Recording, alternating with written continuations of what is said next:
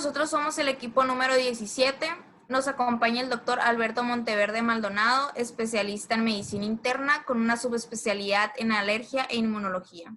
El tema a tratar es COVID-19 asociado al síndrome de Kawasaki en pacientes pediátricos. El objetivo principal de este proyecto es dar a conocer la nueva complicación del SARS-CoV-2 en niños, la cual se está presentando como un síndrome inflamatorio multisistémico y en algunos casos se puede presentar de manera similar a la enfermedad de Kawasaki.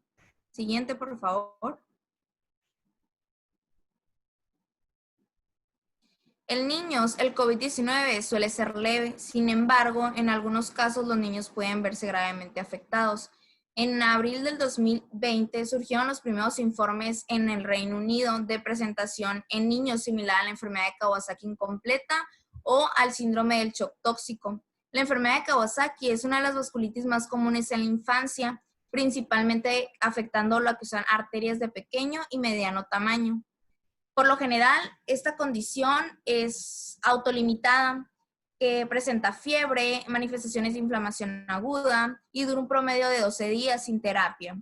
Sin embargo, las complicaciones que puede presentar esta, como aneurismas de las arterias coronarias, contractibilidad miocárdica deprimida, insuficiencia cardíaca, infarto al miocardio y arritmias, aumentan la mortalidad y morbilidad en estos pacientes.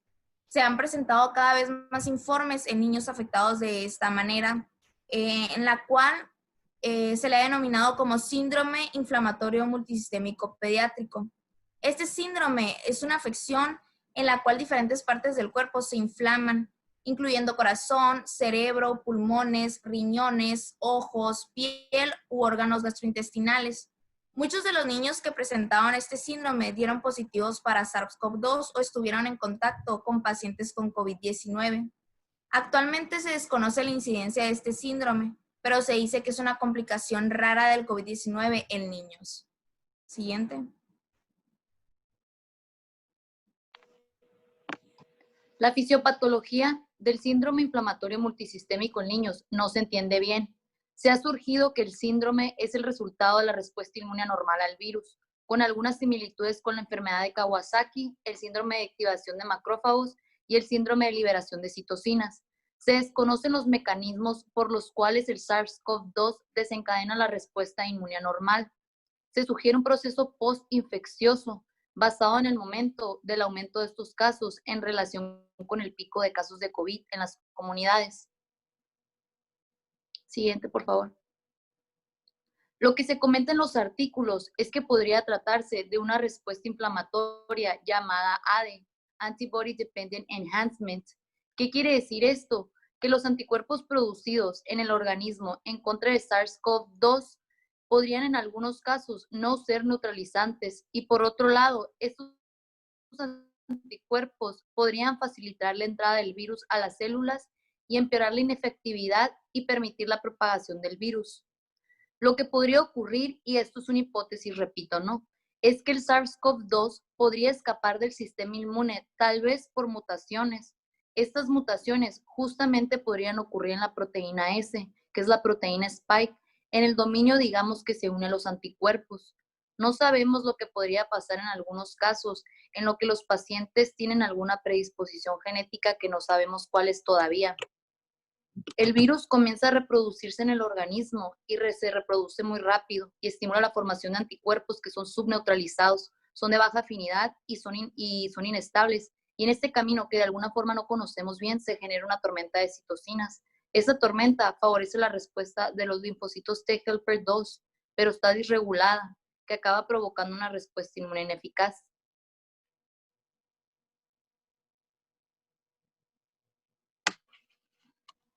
Y bueno, en cuanto a las manifestaciones clínicas, tomando en cuenta de la enfermedad de Kawasaki, como podemos ver en la imagen, es un poco similar a lo del síndrome inflamatorio multisistémico. Por ejemplo, en la enfermedad de Kawasaki vemos que existe el eritema polimorfo en el cuerpo y también en zona genital, la conjuntivitis no exudativa bilateral y también pues lo que viene siendo la afección de la mucosa oral, la fiebre. Más sin embargo, en el síndrome la diferencia y con mayor predisposición de la afección de las arterias coronarias. Esto no quiere decir que no exista o que esté presente en la enfermedad de Kawasaki, pero en este síndrome inflamatorio hay una mayor afección, así como también de síntomas gastrointestinales, son mayor predominante, náuseas, vómito y diarrea, ¿no? En cuanto, como vemos aquí en esta imagen, un poco más distribuido con el porcentaje, la conjuntivitis vulvar bilateral no exudativa de un 89%. Existe también, como les mencionaba, una disfunción ventricular izquierda con un 100% en los pacientes que se han estudiado anteriormente. Aunque sean pocos, pues sigue siendo con con un mayor porcentaje, así como en la dilatación coronaria, y que esto puede condicionar también al choque y pericarditis, ¿no? Sin dejar atrás los síntomas gastrointestinales como la náusea, la diarrea y pues el dolor. Incluso también existe lesión renal aguda. Para los criterios diagnósticos de la enfermedad de Kawasaki, pues se toman 5 criterios, pero tiene que estar presente 4 de estos 5. Sin embargo, para este síndrome inflamatorio, lo que se está haciendo es tomando en cuenta ya sea 1 o 2 de alguno de estos síntomas, signos, para tomarlo en cuenta a abordaje, ¿no? Y pues bueno, como mencionaban ahorita mi compañera, es una enfermedad aguda que al principio podemos ver la fiebre, la afección cardiovascular, tanto con labios y conjuntiva, y subsecuente en la segunda semana vemos lo que viene siendo la artritis, la descamación y pues la trombocitosis, ¿no? Ya después, más tardío, los aneurismas. Bueno, ya pasando en sí a lo que es el diagnóstico de enfermedad de Kawasaki y SARS-CoV-2, aquí tenemos 2 cuadros. Uno es de diagnóstico por choque en enfermedad de Kawasaki y el otro es diagnóstico de choque por SARS-CoV-2. Y en estos 2 cuadros vamos a ver que hay ciertas similitudes. En el primer cuadro tenemos elevación de reactivo en fase aguda por el proceso inflamatorio, evidenciándose en un laboratorio el PCR y el BSG elevado.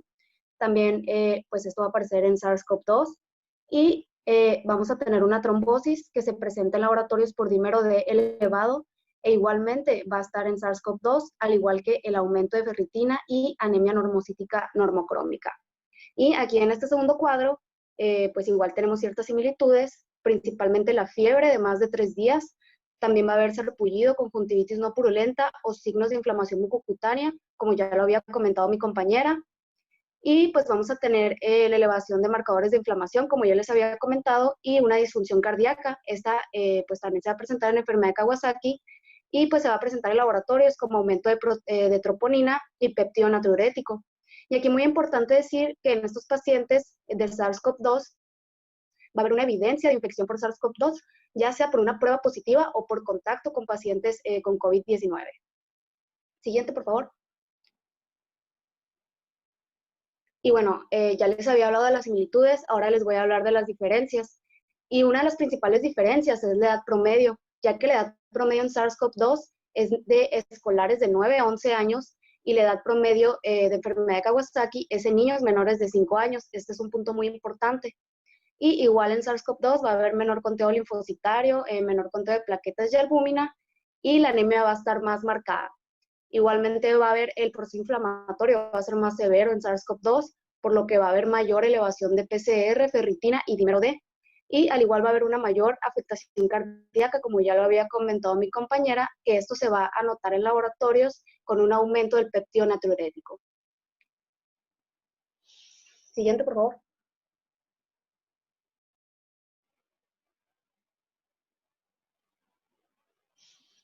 Bueno, ya hablando en cuanto a las complicaciones, como bien ya se mencionó antes, es un síndrome inflamatorio multisistémico. Esto quiere decir que se van a afectar varios sistemas, ¿no? Pero los más importantes y los que dan más complicaciones, por así decirlo, válgame la redundancia, son los aneurismas arteriales de las arterias coronarias, que estas a su vez pueden causar lo que viene siendo el shock, ¿no? Otras complicaciones serían las trombóticas. Esto se asocia por hipercoagulabilidad asociado a COVID-19. Esto puede condicionar lo que viene siendo tromboembolismos venosos. También te da disfunción de lo que viene siendo el ventrículo izquierdo. Siguiente. Bueno, ya en el tratamiento se trata de la misma manera que la enfermedad de Kawasaki, el choque causado por SARS-CoV-2. Se les va a dar inmunoglobulina, esta es de primera elección, se les da 2 gramos por kilogramo de peso. También se les va a dar antiagregantes plaquetarios como lo es la aspirina, heparina de bajo peso molecular, también se les da corticosteroides y últimamente se están usando medicamentos que están, pues por así decirlo, en fase de estudio, como lo es el influximab, que va a bloquear lo que viene siendo el factor de necrosis tumoral alfa, el anakinra, que bloquea la interleucina 1, y lo importante es que ya había un conocimiento previo de lo que viene siendo la enfermedad de Kawasaki, por lo que se ha podido tratar a los pacientes con choque asociado a lo que viene siendo SARS-CoV-2. Bueno, ya en las conclusiones tenemos varios puntos importantes. Principalmente mencionar que se necesitan guías de diagnóstico y tratamiento para Latinoamérica, para ambas enfermedades. También necesidad de ensayos clínicos que nos brinden más información. COVID-19 nos da una gran oportunidad de proyectarnos y contribuir a redes colaborativas internacionales. Y lo más importante es poder comunicar esta nueva información a nuestra comunidad. Siguiente, por favor. Y bueno, aquí les puse 2 cuentas de Twitter. Una es de Red de Enfermedad de Kawasaki en América Latina y la otra es de Sociedad Latinoamericana de Infectología Pediátrica. En estas 2 cuentas de Twitter se están subiendo información relevante y pues la más reciente que se puede encontrar sobre estas 2 enfermedades. Y pues bueno, le voy a pasar la palabra al doctor Monteverde para que nos dé su punto de opinión.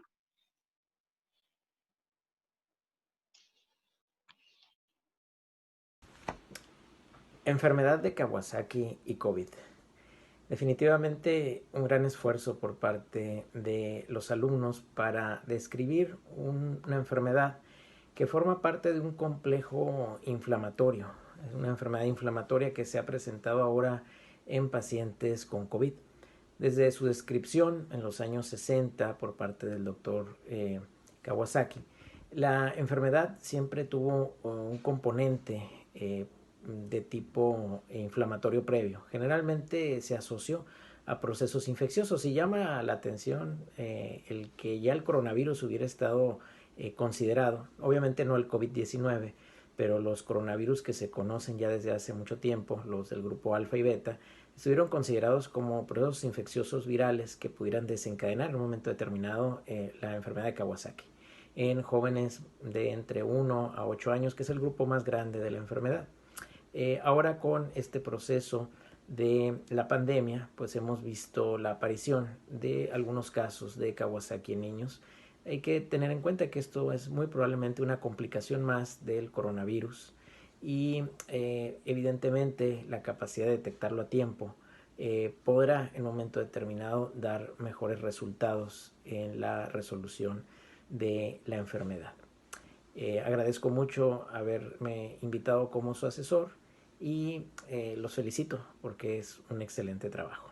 Gracias.